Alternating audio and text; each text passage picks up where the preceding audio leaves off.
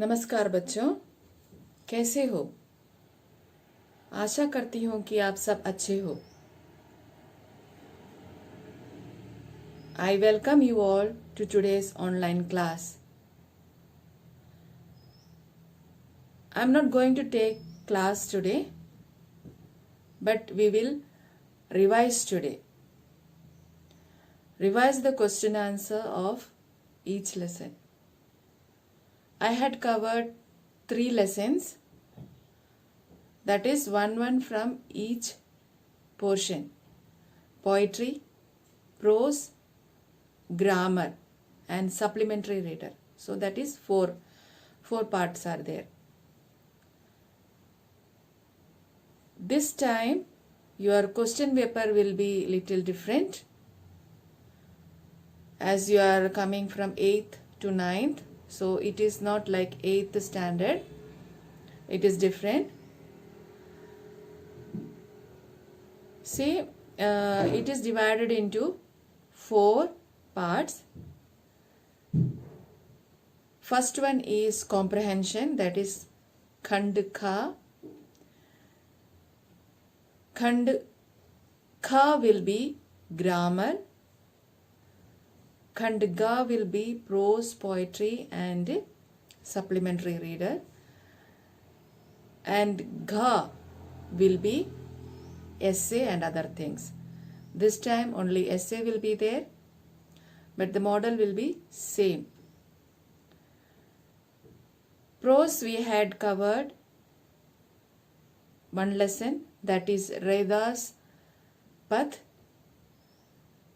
In poetry, this was the Pad was in poetry. Then in prose, we covered Dukkha Adhikar. And supplementary reader, that is Sanchayan, we covered which lesson? We covered Gillu, Mahadevi Varma's Gillu. And in grammar, we covered Shabd or Pad. So we are going to cover all this in the revision, all the question answers of these lessons in the revision, and I'll be telling you how to write. So you have to follow it and write it. You need not follow the textbook questions, that is full complete textbook, but you can write your own words also in that. If you don't get to write your own, you should by heart from the textbook, because your correct pronunciation and correct presentation is must in board exam. So you have to prepare like this. Okay children, I think you will follow what I say.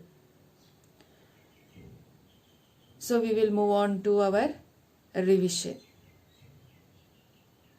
So listen carefully. We will move on to the question answer. In the question answer, there are long answer questions and short answer question. So first here it is short answer questions. Your questions will be coming like this. 20 से 30 वाक्यों में उत्तर लिखिए. 22, write the answer in 20 to 30 words. Then 50 से 60 शब्दों में लिखिए. 100 से 80 से 100 शब्दों में लिखिए. See, in 9th standard there is no Hindi to English translation of the question answer. You have to write the answer, read the question and write the answer. Only Hindi will be there. All the instructions will be there in Hindi. No translation. So you have to thoroughly read and understand and then write. So the first pad, the question answer we are going to revise. Raidas Pad, first question, meaning we discuss now, and now the question answer. So first one, निम्नलिखित प्रश्नों के उत्तर दीजिए. This is one sentence answer. So one question, first question is, पहले में पद में भगवान और भक्त की जिन जिन चीजों की तुलना की गई है उनका उल्लेख कीजिए। तुलना करना means the comparison comparison between the god and the bhakt. So the answer is like this.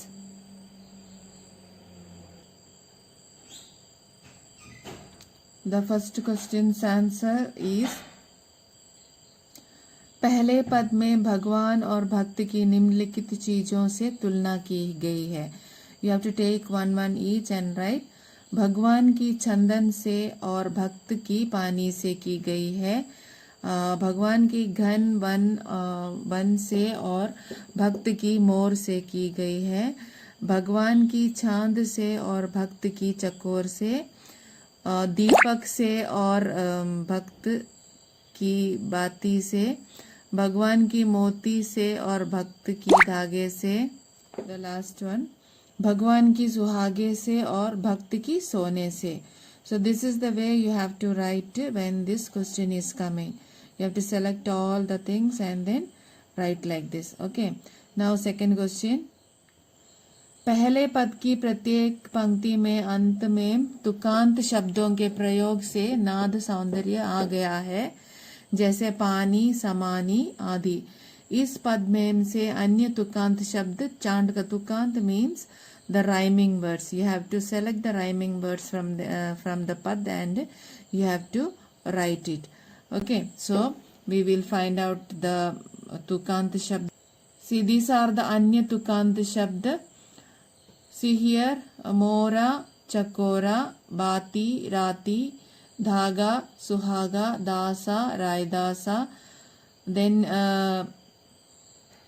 this one, dasa and raidasa. So these are the तुकांत शब्द. Now moving on.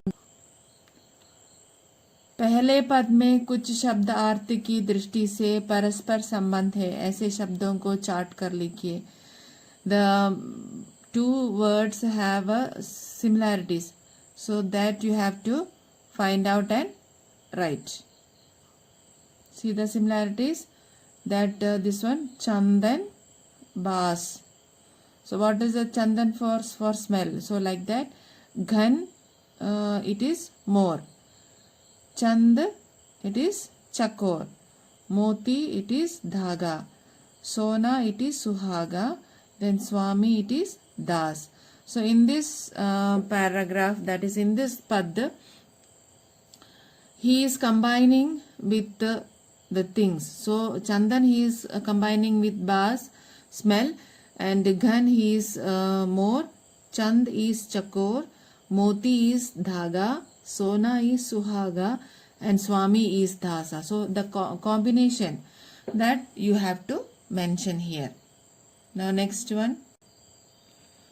दूसरे पद में कवि ने गरीब नवासु किसे कहा है, स्पष्ट कीजिए. दूसरे पद में कवि ने गरीब नवाजू किसे कहा है, स्पष्ट कीजिए. हु इज द गरीब नवाजू? Okay, so the answer is, who is the गरीब नवाजू? ईश्वर. So let us see the answer. दूसरे पद में कवि ने अपने प्रभु को गरीब नवासु कहा है, जिसका अर्थ है दीन दुखियों पर दया करने वाला प्रभु. रायदास जैसे अछूत माने जाने वाले प्राणी को संत की पदवी प्रदान की. रायदास जन जन के पूज्य बने, उन्हें महान संतों जैसा सम्मान मिला. रायदास की दृष्टि से यह उनके प्रभु की दीन दयालुता और अपार कृपा की ही है. If you are writing in your own words, you can present it like this. दूसरे पद में प्रभु जी को गरीब नवासु रायदास जी ने कहा है, जिसका अर्थ होता है दीन दुखियों पर दया करने वाले ईश्वर. रायदास जी ऐसा मानते हैं कि रायदास खुद एक अछूत व्यक्ति थे और सभी प्राणी उन्हें अछूत समझते थे और उनका देखने से ही सब अछूत हो जाते थे. तो वे कहते हैं कि भगवान की कृपा से ही उन्हें संत की पदवी मिली। ईश्वर कृपालु होने के कारण ही उन्हें संत की पदवी मिली। और रायदास जन जन में पूजनीय बने, वे महान संत बने और उनको सभी लोगों ने सम्मान प्रदान किया। रायदास मानते हैं कि उनके प्रभु ही हैं जो दीन दयालु हैं और उन्हीं के कृपा से यह सफल हुआ है। So in your own words, if you are writing, it is good. Next question. दूसरे पद की जाकी छोती जगत कऊ लागई ता पर तू ही डरे, इस पंक्ति का आशय स्पष्ट कीजिए। You have to write the meaning of the sentence. Like these questions many times comes in the exams, so you have to write the meaning and the Sandarbha Sahit Vyakhya also sometimes is asked, so you have to write accordingly. So the answer is, इसका आशय यह है कि ईश्वर दीन दयालु है। रायदास अछूत माने जाते थे, वे नीच जाति के व्यक्ति थे, इसलिए लोग उन्हें छूने में भी संकोच करते थे, दोष मानते थे। फिर भी प्रभु ने उन्हें उन पर द्रवित होकर उन पर कृपा कर कर उन्हें महान संत बना दिया। घा एंड गा both have the same meaning and you can write the same answer there. Okay, next question. Raidas ने अपनी स्वामी को किन किन नामों से पुकारा है? सो नाम पुकारा है means name. He has called many names in this पद। What all the names are there in the पद? And the answer is, Raidas ने अपनी स्वामी को लाल, गरीब नवाजू, गुसैया, गोविंद आदि नामों से पुकारा है। This is one sentence answer, so you have to write like this. Now next, निम्नलिखित शब्दों के प्रचलित रूप लिखिए। In this have the words here and you have to say the words which is been said now. So the words are more, chand, bati, that is mora, chand, bati, ज्योति, बरई, राती, छत्रु, धरई, ज्योति, तुम्ही, गुसाइया। So let us see what are the correct things written. Let us see. So see, prayukta roop and prachalit roop. So prayukta here in the poem which is been said. So it is mora, that is more. Chand is chand, bati is batti, jyoti is jyoti, barai is jalai. Okay, so these are the words that is been used here in the poem, and normally the words are said the other side. Okay, some more words are there, that is rati, रात्रि या रात, छत्रु, छत्र, छाता, धरई, धारण करना, चोती, छूत, तुही, तुम्ही, गुसाइया, गोसाई. So these are the words. The other words also. Actually this you have to find it from your textbook. So next one is, नीचे लिखी पंक्तियों का भाव स्पष्ट कीजिए. You have to write the meaning of the the sentences here. So first one, जाकी अंगंग बास समानी. So in the explanation I have already told that one, what is the meaning of it. The meaning is, जिसकी सुगंध मेरे अंग अंग में समा चुकी है, अर्थात मेरे जीवन रूपी जल में परमात्मा रूपी चंदन का सुगंध समा गई है. चंदन पानी में डालने से सारा पानी सुगंधित हो गया है, उसी तरह मेरे मन में आप आ गए और मेरा सारा तन सुगंधित हो गया. That is the meaning. If it is explanation more, then you have to write 2 or 3 sentences more. Otherwise, only one sentence is enough. So the next one, जैसे चितवत चंद चकोरा. तात्पर्य यह है कि जिस प्रकार चकोर पक्षी दिन रात चांद की ओर निहारता रहता है, वैसे ही मैं, हे ईश्वर, आपको निहारता रहता हूँ. नेक्स्ट, झाकी ज्योति बरे दिन राती. द मीनिंग इज, रैदास कहते हैं कि उनके जीवन में दिन रात उसी प्रभु की ज्योति जल रही है. उनके जीवन में अंधकार था, जब प्रभु आ गए तो उनका अंधकार दूर हो गया और प्रभु की ज्योति जल गई. सो दिन रात प्रभु की ज्योति जल रही है.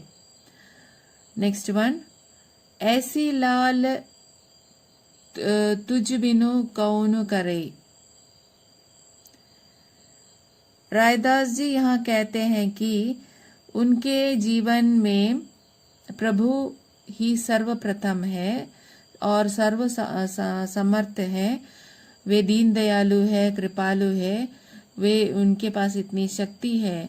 उन्होंने कहा है, वे कहते हैं कि जैसे अछूत को वे महान संत बना सकते दिया और महान लोगों को नीच भी करने की शक्ति ईश्वर के पास है. वे बहुत ही कृपालु है. That is the meaning of that one. The 2 sentence, that is, ऐसी लाल तुझबिन कौन करे, नीचहु ऊंच करे मेरा गोविंद, काहू ते न डरे. So that one, both together. ऐसी लाल, ऐसे काम आप, हे ईश्वर, आपके बिना कोई भी नहीं कर सकता. That is the meaning of that गावन एंड गावन. नीचे उच्च करे मेरा गोविंद, काहू ते न डरे. मेरा ईश्वर इतना धैर्यशाली है, या इतना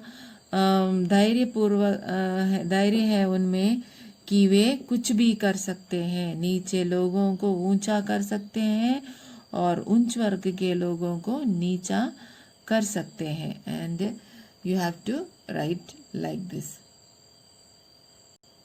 Now next is the long answer question. In that sometimes they ask 100 to 120 words. So the आशय, first one is आशय स्पष्ट कीजिए. प्रभु जी तुम दीपक, हम बाती, जाकी ज्योति बरे दिन राती. प्रभु जी तुम स्वामी, हम दासा, ऐसी भक्ति करे रायदासा.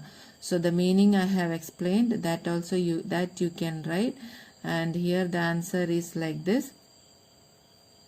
रायदास जी प्रभु के सच्चे भक्त हैं. वे मानते हैं कि भगवान ने ही उनकी देह को सृजन किया है. उनके शरीर में जो प्राण है, वह जो ज्योति है, वह ईश्वर की ही देन है. उनके शरीर में ही नहीं बल्कि पूरे संसार में प्रभु की ज्योति जगमगा रही है. वह ज्योति दिन रात जलती रहती है, कभी इस बाती से तो कभी उस बाती में. अतः जीव का चाहिए कि वह उस ज्योति का स्मरण करे और उनका ही ध्यान करे. रायदास ने अहंकार भूले प्राणी को यह बतलाते हैं कि वे स्वयं ही को भगवान या कर्ता या शक्तिशाली न माने. शक्तिशाली तो भगवान है, भगवान ही समर्थ है. हम मनुष्य तो उनके दास हैं. इसी भाव से ईश्वर के प्रति स्मरण करने की सच्ची भक्ति की जा सकती है. दिस ये प्रभु जी तुम दीपक हो. The inner meaning here, it is the inner meaning. Raidas ji कहते हैं कि हे भगवान, आप सभी का पालनहार है. आप अभी सभी का को आपने ही बनाया है, सृजन किया है. तो वे कहते हैं कि मेरा हे रायदास का भी आपने ही जन्म दिया है। हे भगवान, मेरे आपकी ही देह है मेरे शरीर में, मेरा शरीर, और जो मेरा प्राण है, वह जो ज्योति है, वह आपकी ही देन है। मेरे अंदर में जो भी प्रकाश है वह ईश्वर के ही दिया हुआ है। मुझ में ही नहीं बल्कि पूरे संसार में आपकी ज्योति जगमगा रही है, दिन रात जलती रहती है। किसी भी बाती से तो कभी उस बाती में, कभी इस बाती में तो कभी उस बाती में। अतः जीव को चाहिए कि वह ज्योति का स्मरण करे और उनका ही ध्यान करे। यहाँ पर ज्योति भगवान से किया गया है, समानता भगवान से की गई है। और वे कहते हैं कि जिस तरह दीपक में दिया जलाने के लिए बत्ती रखते हैं, तो आप वह बत्ती हैं और मैं आप ज्योति है, मैं बत्ती हूँ, और मैं आप धागा है तो आप मोती है तो मैं धागा हूँ। So otherwise you can write your own also, the meaning which I have given you, combine it and you can write that one. Next one is Kahi Raidasu Sunahure Santu Harijan Te Sabhi Sare। आशय स्पष्ट कीजिए। यह रविदास जी कहते हैं कि संसार में ईश्वर ही सर्व समर्थ है और उनको इतनी शक्ति है कि वे बड़े उच्च से उच्च लोगों को नीच कर सकते हैं और नीच से नीच व्यक्ति को वे ऊंचा कर सकते हैं। उन्होंने ही रविदास को नीच होने पर भी संत की पदवी प्रदान की थी। वे नीच जाति के थे और उन्हें इतना प्रसिद्ध बना दिया कि वे लोग उनका आराधना करते हैं, लोग उनका गुणगान करते हैं। तो ईश्वर ही ऐसे व्यक्ति हैं जो नीचे पड़े व्यक्ति को ऊपर तक बना दे सकता है और उसको राजाओं सा सम्मान दे सकते हैं। So next one is Raidas की भक्ति भावना स्पष्ट कीजिए। This is an important question, you have to write that. Raidas भक्ति भावना इज लाइक दिस। रायदास की भक्ति बहुत अनन्य है। वे अपने स्वामी के चरणों पर दास मानते हैं और ईश्वर से कोई दूरी नहीं मानते। वह ईश्वर के पास ही रहते हैं। वे ईश्वर को चंदन मानते हैं और वे जो उनके सांसों में बास बनकर रह गया है। ईश्वर को घने बादल मानते हैं और हम जिस तरह चांद चकोर को देखता रहता है उसी तरह वे भी ईश्वर को देखते रहते हैं। जब सुंदर मोर जब घने बादलों को देखता है तो नाच उठता है, वैसे ही रायदास के मन ईश्वर के दर्शन के लिए ही प्रसन्न हो उठता है, नाच उठता है। रायदास दिए की बाती के समान ईश्वर के आलोक से प्रकाशित है। दिए के बाती के तरह रायदास प्रकाशमान हुए हैं, प्रकाशित हैं। रायदास अपने आप को धागा मानते हैं और ईश्वर को मोती मानते हैं। इस प्रकार उनके संबंध अनंत हैं। यहाँ पर रायदास और ईश्वर के संबंध को बताया गया है। ईश्वर से वे अनन्य भक्त थे, तो इसलिए वे ऐसे कहते हैं। Next is small answers like Raidas के राम नाम की रट क्यों नहीं छूटती। This time all the questions will be 2 marks. Means this not this exam, that final exam also this year the CBSE has changed the marking system, so all the questions will be of 2 marks, then 5 marks. One 5 marks question will be there in the prose, not in this pre-midterm, but in the final. But here in the pre-midterm 2 marks questions will be there, and 2 marks questions you have to write at least 25 to 30 words. And if it is asked 30 to 50 words or 50 to 80 words, you have to write accordingly. 50 to 80 words is at least a half a page will be there, so you have to write accordingly, otherwise mark you will not get. So you have to write according to the mark. If it is 2 marks question, that is 3 or 4 lines will be there, and 50 to 60 it will be some 10 lines, and then 80 to 100 will be one page. So 1 or 1.5 page you have to write. So like that you have to write. You have to write the apt thing. Unnecessary things you should not write. You should write the apt thing related to the question and the story or pad or anything. Okay, so here this is the small question, like Ram नाम की रट क्यों नहीं छूटती. रायदास के जीवन में प्रभु के जीवन में लीन हो चुके. रायदास का जीवन प्रभु के जीवन से लीन हो गया है. वे प्रभु के अनन्य भक्ति है और प्रभु के ध्यान में ही लीन रहते हैं, और वे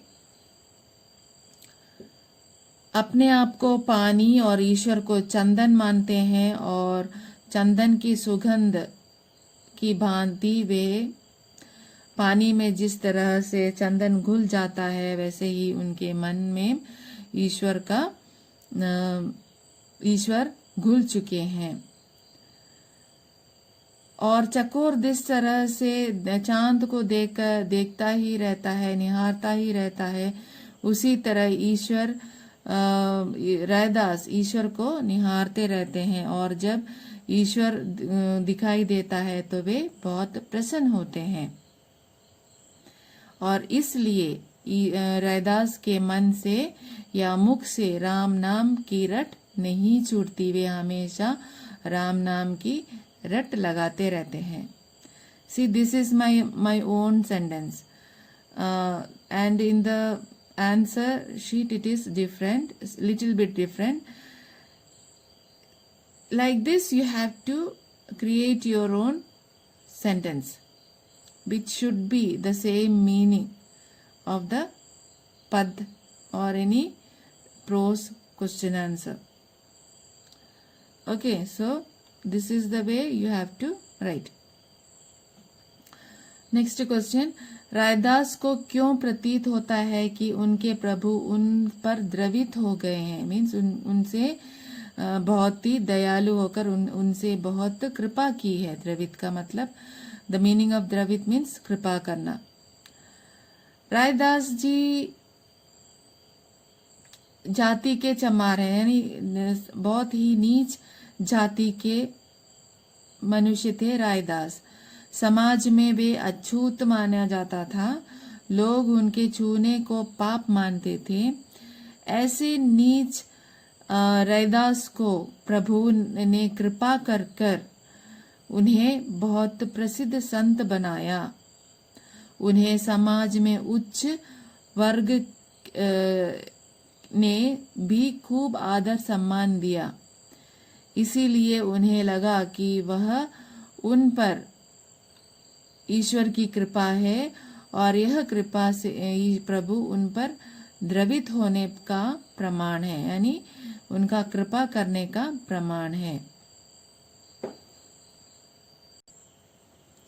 नेक्स्ट क्वेश्चन. अनेक साधु संतों के नाम लेकर कवि क्या स्पष्ट करना चाहते हैं. The same question is written in 3 different ways. Namdev, Kabir, Trilochan, Sadhna आदि का नाम रैदास के द्वारा क्यों लिया गया है? बस अनेक साधु संतों के नाम लेकर कवि क्या स्पष्ट करना चाहते हैं? नेक्स्ट अथवा मीन्स और. In the or section it is written Namdev, Kabir, all the sons name is written and the question is in Raidas के द्वारा क्यों लिया गया है? और one more thing, कवि रैदास के किन किन संतों का उल्लेख किया है और क्यों? This question can be presented like this also. कवि रैदास नामदेव, कबीर, त्रिलोचन और साधना की चर्चा क्यों करते हैं? क्यों करते हैं? कवि रैदास नामदेव, कबीर, त्रिलोचन और साधना की उच्च कोटि के संत हुए हैं. वे बहुत उच्च कोटि के संत हैं. ये चारों कुल और जाति के निम्न वर्ग के थे. नामदेव चिप्पी जाति के थे, कबीर जुलाहे थे, साधना कसाई थे. कसाई मीन्स द पुच्चा, चिप्पी means it is a low caste and जुलाहा means it is also low caste. सन्ने नाई थे, नाई मीन्स बार्बर. इन्हें समाज में निम्न दृष्टि से देखा जाता था, नीचे दृष्टि से देखा जाता था. फिर भी प्रभु भक्ति को पाकर इनका जीवन धन्य हो गया. लोगों ने इनका खूब मान सम्मान हुआ. All these saints were very low caste people and because of their bhakti to Ishwar made them rich. Raidas ईश्वर को गरीब नवाजू क्यों कहा है? कवि ने ईश्वर को गरीब नवाजू इसलिए कहा है क्योंकि वे गरीबों पर कृपा करके उनका दुख दूर करते हैं. नेक्स्ट वन, ऐसी लाल तुझ बिनु पद में कवि ने ईश्वर का क्या विशेषता बताई है? आंसर, इस पद में कवि ने बताया है कि ईश्वर गरीबों के दुख को दूर करता है, नीच प्राणियों को ऊंचे आसन पर प्रतिष्ठित करता है और सबका उद्धार करता है. नेक्स्ट, रैदास ने प्रभु को चांद और स्वयं को चकोर क्यों माना है? रैदास ने प्रभु को अपना सर्वस्व माना है और स्वयं को उन पर आश्रित माना है. जिस तरह चकोर हमेशा चांद की ओर निहारता रहता है, उसी प्रकार रैदास निरंतर अपने प्रभु की ओर ध्यान लगाए रखता है. नेक्स्ट, भक्त कवि रैदास और उनके स्वामी की एकात्मकता किस रूप में प्रकट हुई है? कवि रैदास ने भक्त और भगवान के अटूट संबंध को किन उदाहरणों से समझाया है? All the examples are there in the pad itself. The answer is Raidas और उनके स्वामी की एकता निम्न रूप से प्रकट की गई है. प्रभु चंदन है तो रैदास पानी है. The first answer that we wrote, the same answer is this one also. No difference. Prabhu one है तो भक्त मोर है, प्रभु दीपक है तो रैदास बाती है, प्रभु मोती है तो रैदास धागा है. Like that. Okay.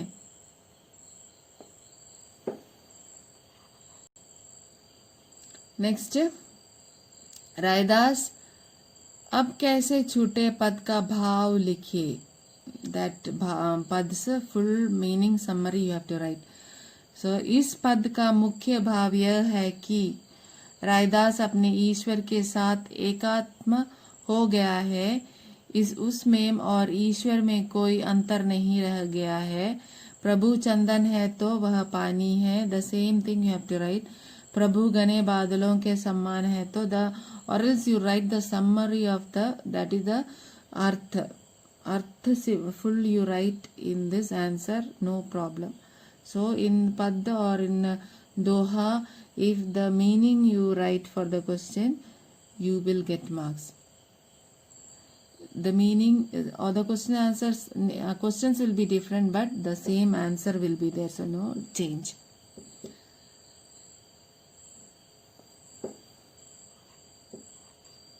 Next, Raidas ने ईश्वर को अनोखा और अपूर्व क्यों कहा है? Previous question that Namdev, Kabir, Sadhna, the same answer you can write before we have discuss that one. So the same thing you can write here also that Raidas ईश्वर को अनोखा क्यों माना गया है? क्योंकि ईश्वर ने मनुष्य को द्वारा बनाया गया है और छुआछूत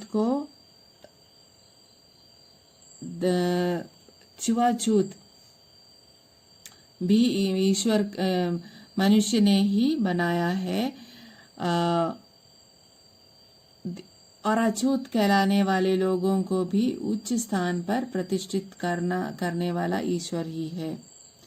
श्री रायदास ने ईश्वर को अनोखा और अपूर्व इसलिए कहा है क्योंकि ईश्वर ने मनुष्यों के द्वारा बनाए गए छुआछूत को दूर कर और अछूत कहलाने वाले लोगों को उच्च स्थान पर प्रतिष्ठित किया है या दरिद्र बनाकर. जो उच्च वर्ग के व्यक्ति हैं उनको दरिद्र बनाकर दरिद्र लोगों को ऊंच बनाया है. इसीलिए रायदास जी इस तरह से कहते हैं. So this are the questions of Raidas. We will move on to the next lesson. Now we are doing the lesson from prose. The lesson from prose was Dukkha Adhikar. So this is the question answer of Dukkha Adhikar. The lesson Dukkha Adhikar you already know what was the main thing. So in that we see that a lady had come to the market for selling the watermelons or the melons. And the writer is standing in one side and seeing this lady, she is crying. वो बलक बलक कर या फफक कर रो रही थी. वह क्यों रो रही थी? वह इसलिए रो रही थी क्योंकि उसका बेटे का देहांत हो गया था और उसके घर में उसकी बहू और उस बीमार थी. बच्चे भूखे थे और उनकी भूख मिटाने के लिए उन्हें दुकान लगाना पड़ा. लेकिन वहाँ के लोग उन्हें नीच औरत समझकर उन्हें उसको बदनाम कर रहे थे. लेखक उस समय वहाँ पर खड़े होकर देख रहे हैं और सभी से पूछने पर पता चलता है कि इस औरत का दुख का कारण उसके जवान बेटे को तड़के तरबूजे तोड़ते समय सांप ने काट लिया और उसके पास जितना भी था उस सांप के काटने की दवाई के लिए खर्च हो गया. झाड़ फूस वाले को बुलाया और जो भी खर्च हुआ वो सब जो भी कुछ उसके पास था वह सब उसके पुत्र के इलाज में खर्च हो गया. अब उसको दुख मनाने का भी कोई अधिकार नहीं था. इसी बीच में लेखक को याद आता है कि उनके पड़ोस में भी एक औरत थी जिसका पुत्र मर चुका था और उसके वियोग में वह बेहोश हो चुकी थी. वह इतनी बेहोश और हताश थी कि तीन महीने तक वह बिस्तर पर पड़ी रही. पर वह ऊंचे वर्ग की स्त्री होने के कारण उसके पास नौकर चाकर और उसकी देखभाल करने के लिए 2-3 डॉक्टर भी थे. यहाँ पर यह औरत एक गरीब औरत है और लोग उनका लांछन लगाते हैं, उसका आदर नहीं करते। इससे हमें यह पता चलता है कि उस समय समाज में दीन दुखियों को या गरीब लोगों को अपना दुख भी प्रकट करने का अधिकार नहीं था, परंतु जो अमीर लोग थे उन्हें दुख प्रकट करने का पूरा अधिकार था। इस पाठ से हमें एक और बात भी पता चलता है कि हमारा जो वस्त्र है वह हमारे बीच में अड़चन बन जाता है। कभी कभी जब हमें नीच लोगों से संपर्क करना होता है तो वह वस्त्र हमारा वस्त्र हमें वह करने से मना कर देता है, और पोशाक ही लोगों की स्थिति का पता करवाता है। अच्छे पोशाक पहनने वाले उच्च वर्ग के लगते हैं।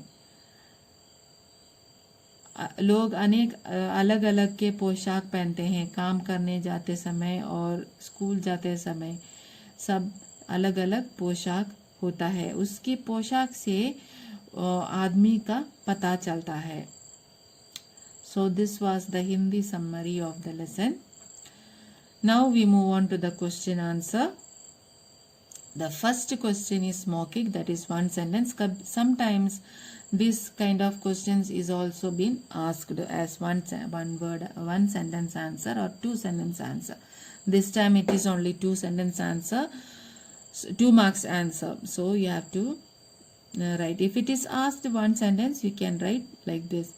So the first question is, किसी निम्नलिखित प्रश्नों के उत्तर एक या दो पंक्तियों में दीजिए, 1 or 2 सेंटेंस। किसी पोशाक देखकर हमें क्या पता चलता है? किसी की पोशाक देखकर हमें समाज में उसका अधिकार का या दर्जे का पता चलता है। This is the answer. C, किसी की पोशाक को देखकर हमें समाज में उसके अधिकार या दर्जे का पता चलता है। खरबूजे बेचने वाली स्त्री से कोई खरबूजा क्यों नहीं खरीद रहा था? आंसर, खरबूजे बेचने वाली स्त्री से कोई खरबूजे इसलिए नहीं खरीद रहा था क्योंकि वह सिर छुपाए, घुटनों पर छुपाए फफक फफक कर रो रही थी। She was crying, that's why no one was taking the melons. Next one, उस स्त्री को देखकर लेखक को कैसा लगा? उत्तर, उस स्त्री को देखकर लेखक के मन में एक व्यथा सी उठी और वो उसके रोने के कारण जानने का उपाय सोचने लगा। उस स्त्री को देखकर लेखक के मन में एक व्यथा सी उठी और वो उनके रोने का कारण जानने का उपाय सोचने लगा। नेक्स्ट वन, उस स्त्री के लड़के की मृत्यु का कारण क्या था? उस स्त्री के लड़के का मृत्यु खेत में पके खरबूजे चुनते समय सांप के काटने से हुई। उस स्त्री के लड़के की मृत्यु खेत में पके खरबूजे चुनते समय सांप के काटने से हुई। नेक्स्ट क्वेश्चन, बुढ़िया को कोई क्यों उधार नहीं देता? बुढ़िया के परिवार में एकमात्र कमाने वाला बेटा मर चुका था। ऐसे में पैसे वापस न मिलने के डर के कारण कोई उसे उधार नहीं देता था। बुढ़िया के परिवार में एकमात्र कमाने वाला बेटा मर गया था। ऐसे में पैसा वापस न मिलने के डर के कारण कोई उसे उधार नहीं देता था। See the next question is निम्नलिखित next part is निम्नलिखित प्रश्न का उत्तर 25 से 30 शब्दों में लिखिए। 25 से 30 शब्दों में। मनुष्य के जीवन में पोशाक का क्या महत्व है? What is the importance of the dress? You can write in your own sentences. मनुष्य के जीवन में पोशाक मात्र एक शरीर ढकने का साधन नहीं है, बल्कि समाज में उसका दर्जा निश्चित करता है। पोशाक से मनुष्य की हैसियत पता चलता है, समाज में उसके स्थान का पता चलता है। पोशाक मनुष्य के व्यक्तित्व को निखारती है। जब हम किसी से मिलते हैं तो पहले उसकी पोशाक से प्रभावित होते हैं तथा उसके व्यक्तित्व का अंदाजा लगाते हैं। पोशाक जितनी प्रभावशाली होगी, लोग उतने अधिक प्रभावित होंगे। This is the answer. You can write your own also. मनुष्य के जीवन में पोशाक सिर्फ एक शरीर ढकने का साधन नहीं होता है, बल्कि समाज में उसको दर्जा भी निश्चित करता है।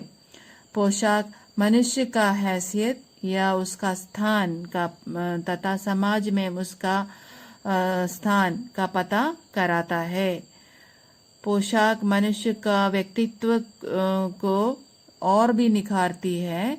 जब किसी से हम मिलते हैं तो पहले उनकी पोशाक को देखते हैं, उनके पोशाक से प्रभावित होते हैं तथा उनके व्यक्तित्व का हम अनुमान लगा लेते हैं। पोशाक जितनी प्रभावशाली होगी या जितना अच्छा होगा, हम लोगों को उतने अच्छा लगेगा और प्रभावित भी होगा। लेकिन यही पोशाक कभी कभी हमारी दिक्कत बन जाती है। यह पोशाक अगर हम ऊंचे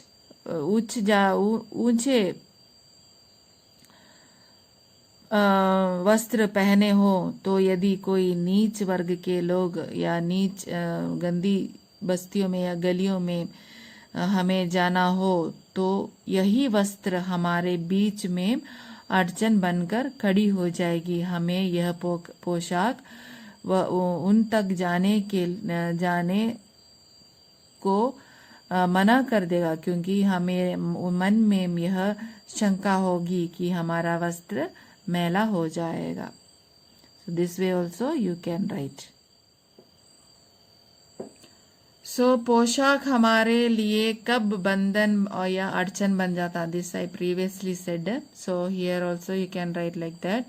पोशाक हमारे लिए बंधन और अड़चन तब बन जाती है जब हम अपने से कम दर्जे या कम पैसे वाले व्यक्ति के पास उसका दुख बांटने की इच्छा से जाते हैं या उसकी सहायता करने के लिए जाते हैं, तो उसे छोटा समझकर उससे बात करने में संकोच करते हैं और उसके साथ सहानुभूति तक प्रकट नहीं कर पाते। पोशाक हमारे लिए बंधन और अड़चन तब बन जाती है जब हम अपने से कम दर्जे या कम पैसे वाले व्यक्ति के साथ उसके दुख बांटने की इच्छा रखते हैं, लेकिन उसे छोटा समझकर उसके पास जाने या उससे बात करने में हम संकोच महसूस करते हैं और उसके साथ सहानुभूति तक प्रकट नहीं कर पाते। Now the next one. लेखक उस स्त्री के रोने का कारण क्यों नहीं जान पाया? लेखक की पोशाक रोने का कारण जान पाने के बीच की अड़चन थी।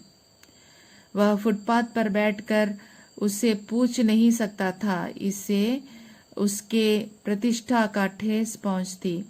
इस वजह से वह उस स्त्री के रोने का कारण नहीं जान पाया। You can present it like this also. लेखक उस स्त्री के रोने का कारण नहीं जान पाया क्योंकि उसका पोशाक उसके और उस औरत के रोने के बीच का अड़चन बन गया।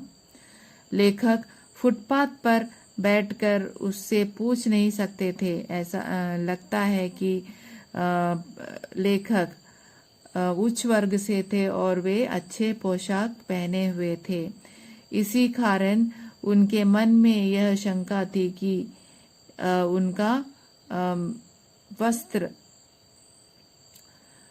उसके प्रतिष्ठा में ठेस पहुंचाती, और यही वह वजह है कि वह उस स्त्री के रोने का कारण नहीं जान पाए। लड़के के मृत्यु के दूसरे ही दिन बुढ़िया खरबूजे बेचने क्यों चल पड़ी? बुढ़िया बहुत गरीब थी। लड़के की मृत्यु घर में जो कुछ था सब कुछ खर्च हो गया। लड़के के छोटे बच्चे भूख में परेशान थे। बहू को तेज बुखार था। इलाज के लिए पैसे नहीं थे। इसी कारण से वह दूसरे ही दिन खरबूजे बेचने चल दी।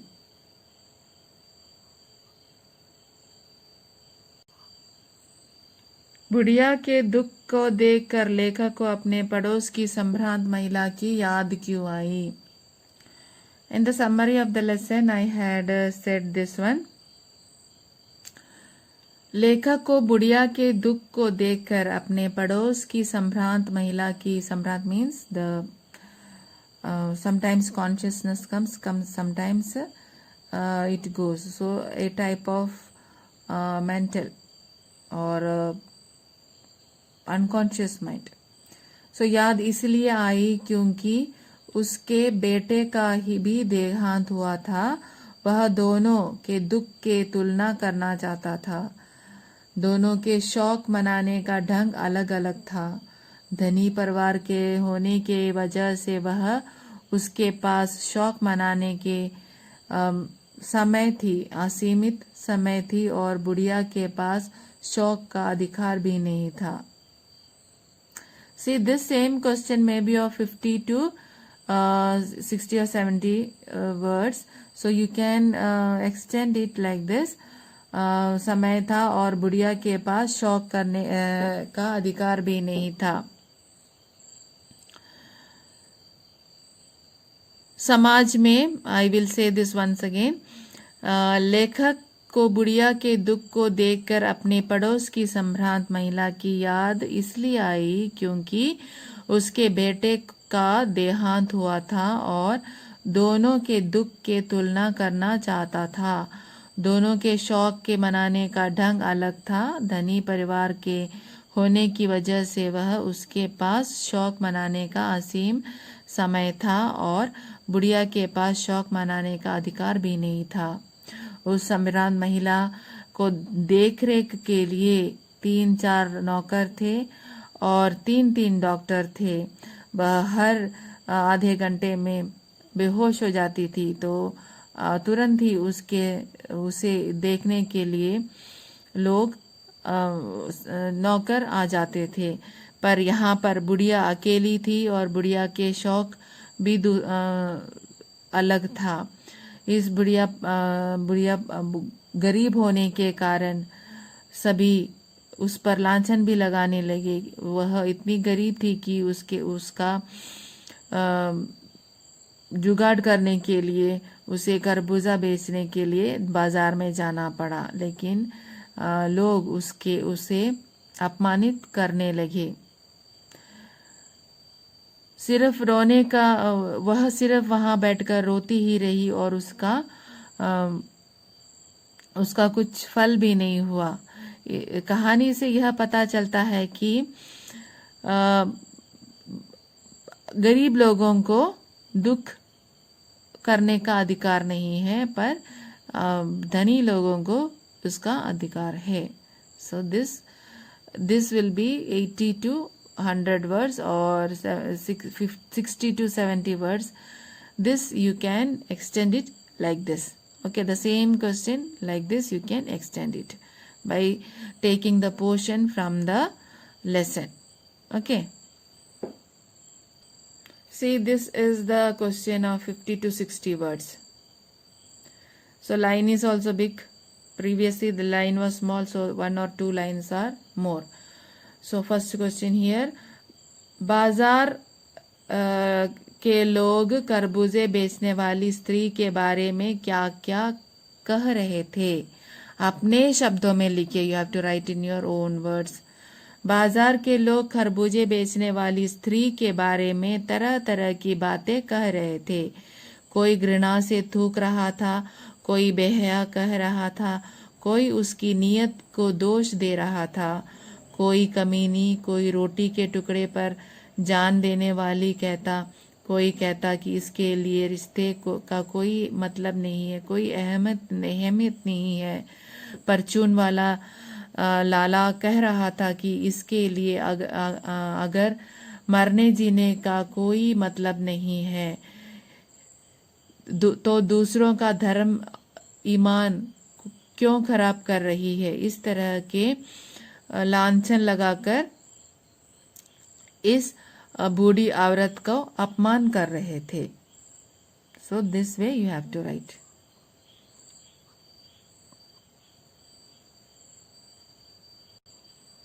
इन दिस द सेकेंड वन, पास पड़ोस की दुकान से पूछने पर लेखक को क्या पता चला। पास पड़ोस की दुकान से पूछने पर लेखक को यह पता चला कि बुढ़िया का जवान बेटा सांप के काटने से मर गया है। वह परिवार में एकमात्र कमाने वाला था। उसके घर में सारा सामान बेटे को बचाने के में खर्च हो गया। घर में 2 पोते भूख से भिलक रहे थे और उसकी बहू बीमार थी, इसलिए वो खरबूजे बेचने बाजार आ गई। If you understand the story properly, if you go through the story properly, you can write your own answer like this. Okay. Next one, लड़के को बचाने के लिए बुढ़िया ने क्या क्या उपाय किया। Here what were उपाय क्या था। झाड़ फूक वाले को बुलाया और पूजा किया, प्रार्थना किया, नाग देवताओं को बुलाया, सेम ऑल दैट थिंग्स। झाड़ फूक means the man who is coming with that feather, peacock feather and all. So that is the thing.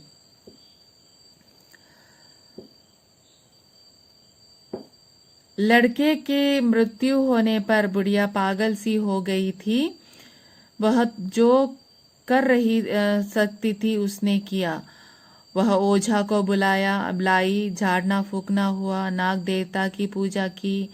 घर में जितना भी अनाज था दान दक्षिणा में समाप्त हो गया, परंतु उसका बेटा बच ना सका। So this is the answer.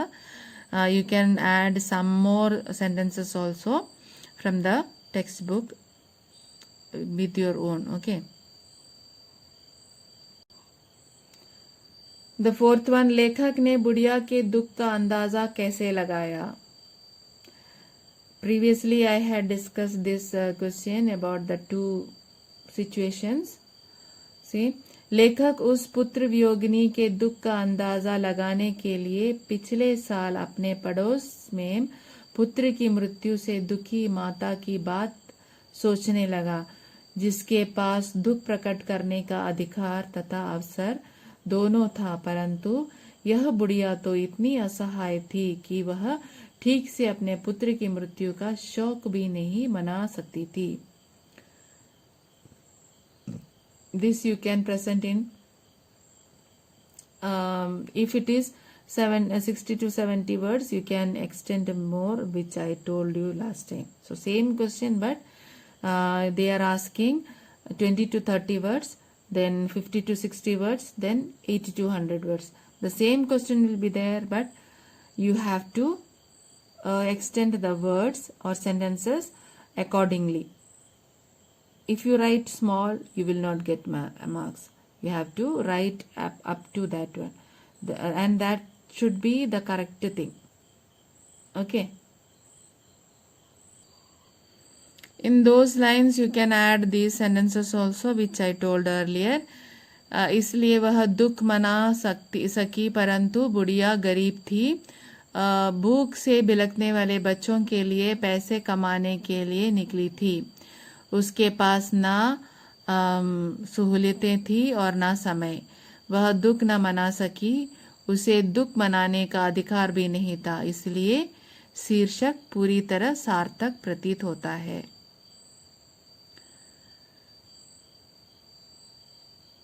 The title also is the same thing. सार्थक है या नहीं, it's the same thing you can write. See the next question. इस पाठ पर शीर्षक दुख का अधिकार नहीं कहाँ तक सार्थक है? This is the most important question in this that you have to keep it in your mind. This is very important question. So the title of the story, how much it is apt. So you can write it by your own. Like इस पाठ का दुख का अधिकार पूरी तरह से सार्थक है क्योंकि दोनों औरतों के बीच में दुख प्रकट करने का अधिकार को व्यक्त किया है। सो दो परिस्थितियां बताई गई है, दोनों में दो अलग अलग दुख प्रकट होता है, एक को अधिकार है एक को अधिकार नहीं है। गरीब बुढ़िया और सम्राट महिला दोनों का दुख समान है, पर दोनों का पुत्र का मृत्यु हो गया, परंतु एक उच्च वर्ग की महिला है और दूसरी नीच वर्ग की महिला है। उच्च वर्ग की महिला के पास सभी कुछ तरीकाएं हैं, सभी कुछ सहूलियत है दुख मनाने के लिए।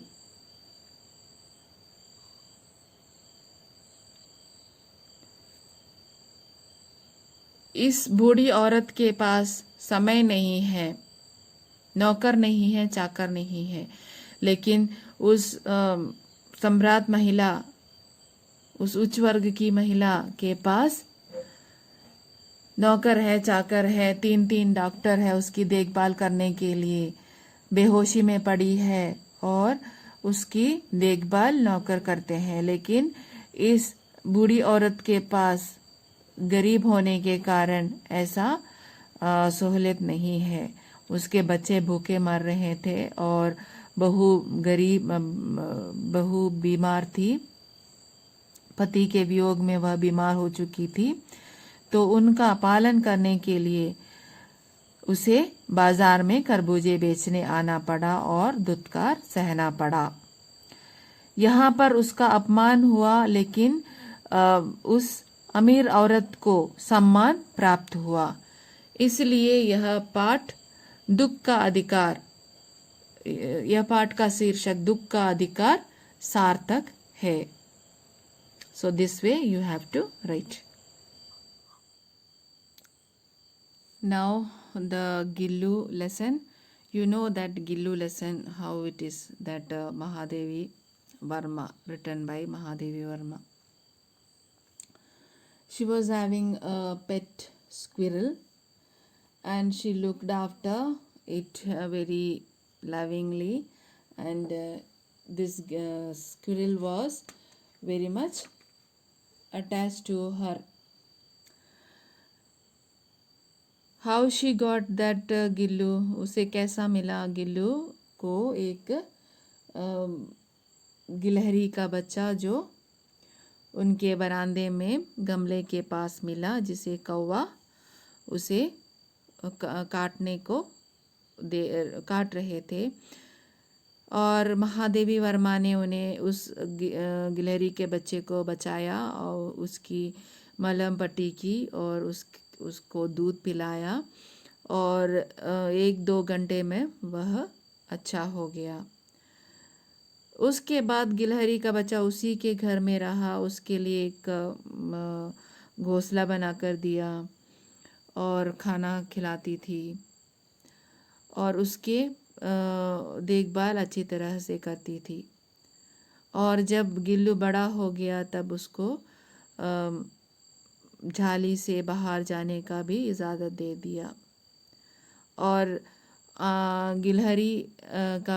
गिलहरी महादेवी वर्मा का आकर्षण करने के लिए वह पर्दे के ऊपर चढ़ता, नीचे आता, और गर्मियों के मौसम में वह मटके के पास ही रहता। यानी पानी का कूजा के पास ही रहता, ठंडक पहुंचने के लिए कमरे में ही रहता था। और जब वह 2 साल का हो गया तो उसका अंत आया और उसका मृत्यु हो गया, और महादेवी वर्मा ने उसे सोनजूही के पौधे के नीचे गाड़ दिया। यह था इसकी कहानी। That you know that story you know. So the questions answer is like this. सोनजूही के पीले कली को देखकर लेखिका के मन में कौन सी विचार उड़ने लगे? सोनजूही के पीले कलियों को देखकर लेखिका के मन में यह विचार आता कि फूल गिल्लू सोनजूही के पास ही मिट्टी में दबाया गया था, इसलिए वह मिट्टी में विलीन हो गया होगा और उसे चौंकाने के लिए सोनजूही के पीले फूलों के भी रूप में वह फूट कर आएगा। पाठ के आधार पर कौवे को एक साथ समादरित और अनादरित प्राणी क्यों कहा है? श्राद्ध के दिनों में कौवे को आना शुभ माना जाता है, क्योंकि ऐसी मान्यता है कि कौवे के रूप में हमारे पूर्वज भोजन ग्रहण करते हैं। घर और लोग उसे अतिथि के आने का संकेत मानते हैं। घर के ऊपर जब कौवा काँव काँव करता है तब लोग मानते हैं कि अतिथि के आने का संकेत है। दूसरी ओर कौवे को काँव काँव करना अच्छा नहीं लगता, क्योंकि उसकी आवाज़ कर्कश है और ऐसा सोचकर उसे अनादर किया जाता है। गिलहरी के घायल बच्चे को उपचार किस प्रकार किया? गिलहरी के घायल बच्चे को लेखिका ने अपने हाथ में लेकर उसकी मलहम का पट्टी की, उसका खून रुई से पोंछा और उसे दूध पेनिसिलिन का दवाई लगाई और दूध का रुई दूध में भिगोकर उसे बूंद बूंद पिलाया और इस तरह से उसका देखभाल किया। This you can right in your own words also. Now next question, लेखिका का ध्यान आकर्षित करने के लिए गिल्लू क्या क्या करता था? गिल्लू लेखिका का ध्यान आकर्षित करने के लिए सर से पर्दे के ऊपर चढ़ जाता और तेजी से नीचे उतर आता। जब तक लगातार ऐसे करता ही रहता जब तक कि महादेवी वर्मा उठकर उसे लिफाफे में बंद न कर दिया हो। नाउ नेक्स्ट क्वेश्चन, गिल्लू को मुक्त करने की आवश्यकता क्यों समझी गई और लेखिका ने क्या उपाय किया? गिल्लू को मुक्त कराने का समय आ गया था। लेखिका को यह पता चला कि गिल्लू जवान हो गया है। जब बाहर की गिलहरियां बाहर आती थी तो गिल्लू उसकी तरफ देखता था और इसीलिए महादेवी वर्मा को समझ में आ गया कि गिलहरी को स्वच्छंद कर दिया जाना चाहिए ताकि वह बाहर की गिलहरियों के साथ जाकर घुल मिल जाए। तो इसलिए महादेवी वर्मा ने गिल्लू को स्वच्छंद कर दिया, उसे छोड़ दिया। गिल्लू किन अर्थों में परिचारिका की भूमिका निभा रहा था? जिन दिनों महादेवी वर्मा अस्वस्थ होकर घर में लौट आई थी तब गिल्लू उनके सिरहाने बैठा रहता था। वह बड़ी कोमलता से अपने नन्हे नन्हे पंजों से उसके सिर और बालों को सहलाता था। इस तरह वह एक अच्छी सेविका की भूमिका निभा रहा था। नेक्स्ट वन, गिल्लू के किन चेष्टाओं से यह आभास मिला कि उसका अंत समीप है? Gillu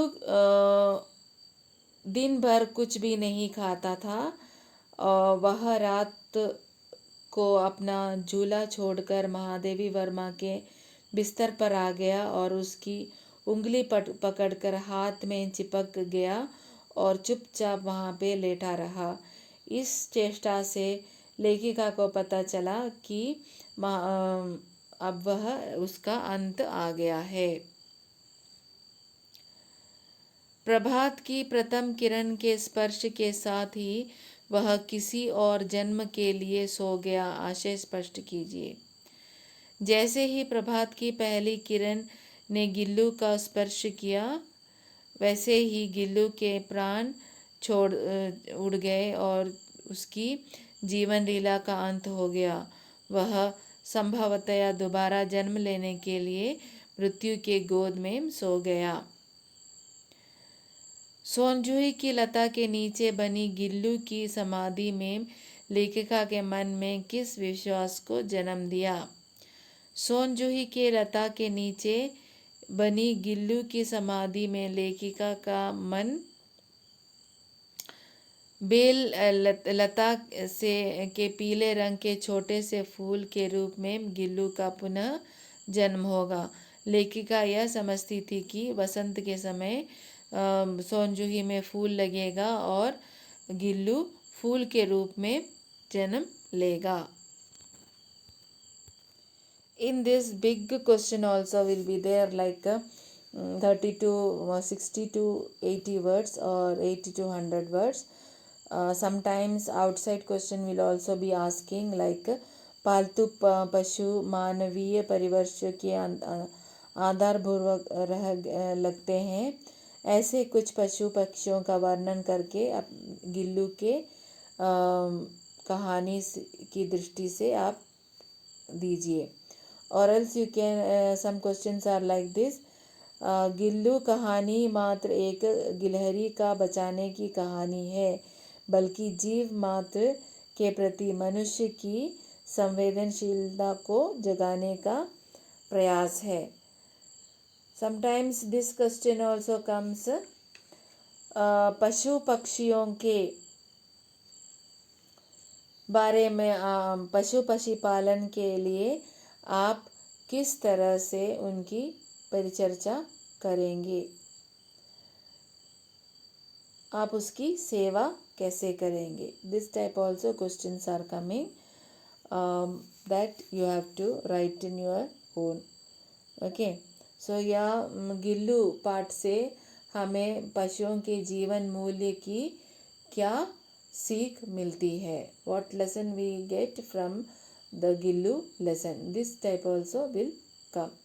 So you have to prepare for this. Okay. Now moving on to the grammar. शब्द और पद। शब्द किसे कहते हैं और पद किसे कहते हैं? तो शब्द किसे कहते हैं? दो या दो से अधिक वर्णों के मेल से सार्थक शब्द समूह को शब्द कहते हैं। उदाहरण एग्जाम्पल लड़का, लड़की, पुस्तक, मेज आदि। पद किसे कहते हैं? जब शब्द व्याकरणिक नियमों में बंध कर वाक्य में प्रयुक्त होता है तब पद कहलाता है। उदाहरण मेरे 2 बैल हैं या मेरे 2 गाड़ी है, मेरे 2 घर में कार है, मेरी लड़की बीमार है।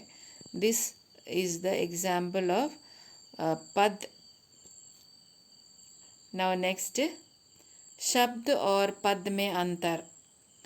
शब्द शब्दकोश में पाए जाते हैं, पद शब्दकोश में नहीं पाए जाते। शब्द स्वतंत्र होता है, पद स्वतंत्र नहीं होता। वर्णों के सार्थक समूह को शब्द कहते हैं। शब्द वाक्य में प्रयुक्त होता है पर पद वह पद कहलाता है। शब्द का अस्तित्व वाक्य से बाहर होता है, पद का अस्तित्व वाक्य में है। So any 3 you can right accordingly. Okay, so once again I'll say शब्द शब्दकोश में पाए जाते हैं, पद शब्दकोश में नहीं पाए जाते। शब्द स्वतंत्र होता है, पद स्वतंत्र नहीं होता। वर्णों के सार्थक समूह को शब्द कहते हैं। शब्द वाक्य के में प्रयुक्त होने पर शब्द पद कहलाता है। So this is a shabd or pad. Sometimes this type of also comes, some words will be given and you have to find out which is pad and which is shabd.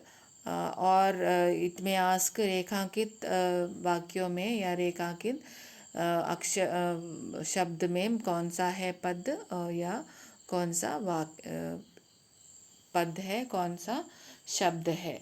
So like this also may come, so you have to understand and you have to write accordingly. Okay. So children, for today this much only. Hope you have understood it and prepare well for your exam. Do as I directed, then it will be easy for you. So thank you children. In our next class, we will meet again. Until then, have a nice weekend. Have a nice day also.